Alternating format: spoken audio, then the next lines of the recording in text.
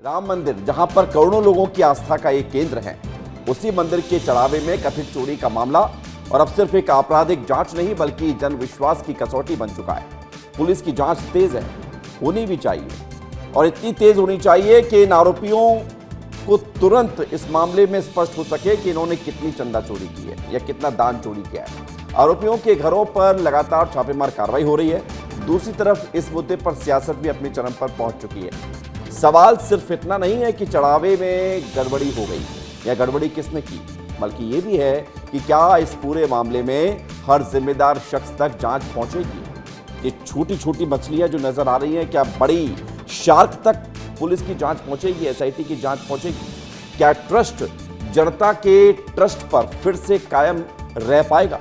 सवाल कई सारे हैं।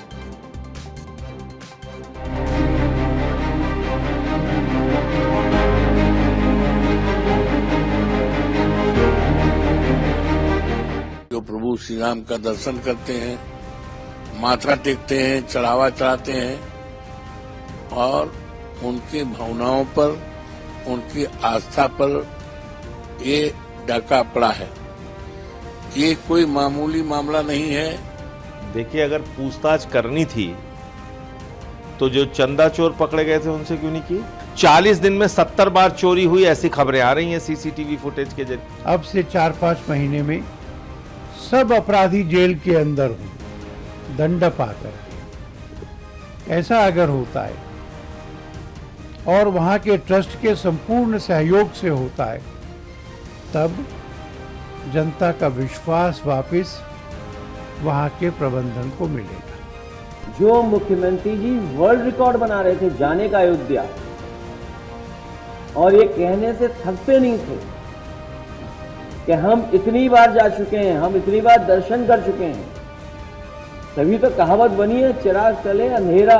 इन सबको मौका दिया जा रहा है कि सारे के सारे सबूतों को नष्ट किया जाए। ये जो दोहरे चाल चलने वाले लोग हैं, ये वही लोग हैं जो जनता जनार्दन को धोखा देते हैं। अयोध्या के राम मंदिर में हुए चढ़ावा चोरी मामले में जांच लगातार जारी है। रविवार को पुलिस ने राम मंदिर चढ़ावा चोरी मामले में जेल में बंद 8 आरोपियों के घर छापेमारी की। पुलिस की 8 टीमों ने एक साथ एक ही वक्त पर आरोपियों के घर पर दबिश दी। इस दौरान 3 आरोपियों के घर पर ताला लगा था, जिसके बाद पुलिस ने पड़ोसियों से सवाल जवाब किए। वहीं इस मामले पर अब सियासत भी लगातार तेज हो गई है। सपा प्रमुख अखिलेश यादव ने बीजेपी सरकार पर निशाना साधते हुए कहा कि जिनके लिए डोनेशन फर्स्ट है, नेशन नहीं है। इस पर सीएम योगी आदित्यनाथ ने अखिलेश यादव पर जमकर पलटवार भी किया। इटावा में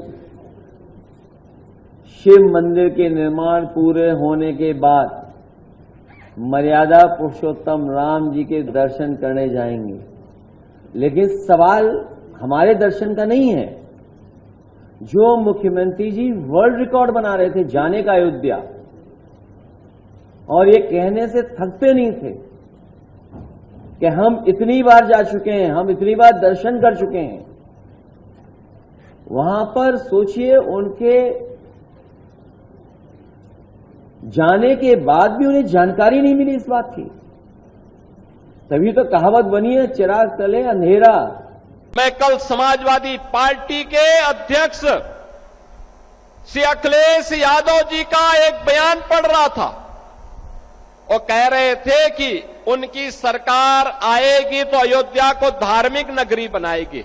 अरे आप क्या धार्मिक नगरी बनाएंगे? आपने तो अपना इतिहास देखे, राम भक्तों पर गोली आप ही के लोगों ने चलाई थी, आप ही की सरकार ने चलाई थी, समाजवादी पार्टी की सरकार ने। अब इस पूरे मामले की टाइमलाइन को आप समझिए।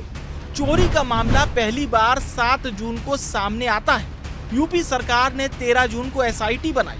एसआईटी ने 23 जून को additional chief secretary Sanjay Prasad को प्रारंभिक रिपोर्ट सौंपी।